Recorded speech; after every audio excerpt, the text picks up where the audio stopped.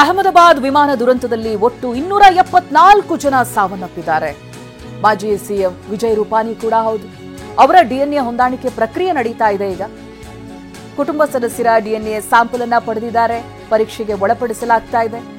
DNA ಹೊಂದಾಣಿಕೆಯಾದ ಬಳಿಕ ರೂಪಾನಿ ಮೃತದೇಹವನ್ನು ಕೂಡ ಹಸ್ತಾಂತರ ಮಾಡಲಾಗುತ್ತೆ. ಇಂಥ ದುರಂತ ಅಂತ್ಯ ನೋಡಿ. ಇದೇ ಫ್ಲೈಟ್ನಲ್ಲಿ ವಿಜಯ್ ರೂಪಾನಿ ಕೂಡ ಇದ್ರು. ಇದೀಗ ಅವರ ಡಿಎನ್ಎ ಹೊಂದಾಣಿಕೆ ಪ್ರಕ್ರಿಯೆ ನಡೀತಾ ಇದೆ. ಕುಟುಂಬ ಸದಸ್ಯರ ಡಿಎನ್ಎ ಸ್ಯಾಂಪಲ್ ಪಡೆದು ಪರೀಕ್ಷೆಗೆ ಒಳಪಡಿಸ್ತಾ ಇದ್ದಾರೆ. ಈ ಬಗ್ಗೆ ಮಾಹಿತಿಯನ್ನ ಪಡೆದುಕೊಳ್ತಾ ಹೋಗ್ತೀನಿ. ಪ್ರತಿನಿಧಿ ಹರೀಶ್ ಲೈವ್ ನಲ್ಲಿ ಜಾಯಿನ್ ಆಗ್ತಾ ಇದ್ದಾರೆ. ಹರೀಶ್, 3-4 ದಿನಗಳಿಂದಲೂ ಕೂಡ ನಾವು ಗಮನಿಸ್ತಾ ಇದ್ವಿ, ಅಲ್ಲಿಯ ಅಧಿಕಾರಿಗಳು ಒಂದ್ಸಲ ಸ್ಯಾಂಪಲ್ ಕೊಟ್ಟು ಅನಂತರದಲ್ಲಿ ನಾವು ಕರೆ ಮಾಡ್ತೀವಿ ಅಂತ ಹೇಳಿದ ನಂತರನೂ ಕೂಡ ಅಲ್ಲೇ ವೇಟ್ ಮಾಡ್ತಾ ಇರುವಂತ ಕುಟುಂಬಸ್ಥರು, ಅವರ ನೋವುಗಳು ಅರ್ಥ ಆಗುತ್ತೆ. ಬಟ್ ಯಾವುದೇ ರೀತಿಯಾದಂತಹ ಆಪ್ಷನ್ ಇಲ್ಲ ಅಂತ, ಎಲ್ಲಾ ಪ್ರೊಸೀಜರ್ ಅನ್ನ ಫಾಲೋ ಮಾಡಲೇಬೇಕು, ಡಿಎನ್ಎ ಮ್ಯಾಚ್ ಆದ ನಂತರನೇ ಮೃತದೇಹವನ್ನ ಹಸ್ತಾಂತರ ಮಾಡಲಾಗುತ್ತೆ ಅನ್ನೋದಾಗಿ ಯಾವ ರೀತಿಯಾಗಿ ಅಲ್ಲಿಯ ಚಿತ್ರಣ ಕಂಡು ಬರ್ತಾ ಇದೆ ಹರೀಶ್?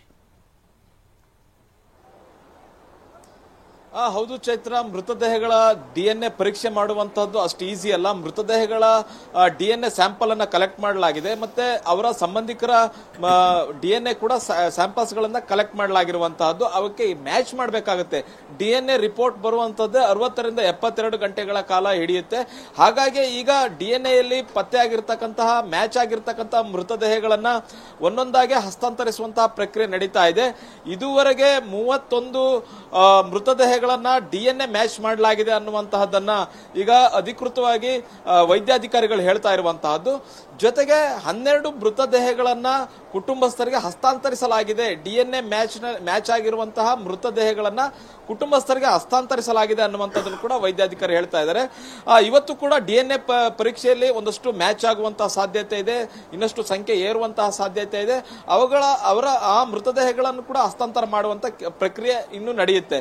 ನಾನೀಗ ಅಹಮದಾಬಾದ್ನ ಸಿವಿಲ್ ಆಸ್ಪತ್ರೆಯ ಬಳಿ ಇದ್ದೇನೆ.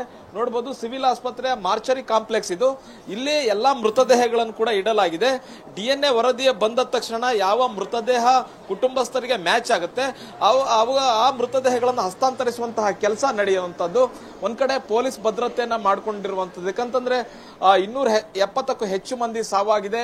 ಇದುವರೆಗೆ ಕೇವಲ 31 ಮೃತದೇಹಗಳನ್ನ ಮಾತ್ರ ಐಡೆಂಟಿಫೈ ಮಾಡಲಾಗಿದೆ. ಆದ್ರೆ ಇನ್ನುಳಿದಂತಹ ಮೃತದೇಹಗಳನ್ನ ಇನ್ನೂ ಕೂಡ ಐಡೆಂಟಿಫೈ ಮಾಡಕ್ಕಾಗಿಲ್ಲ.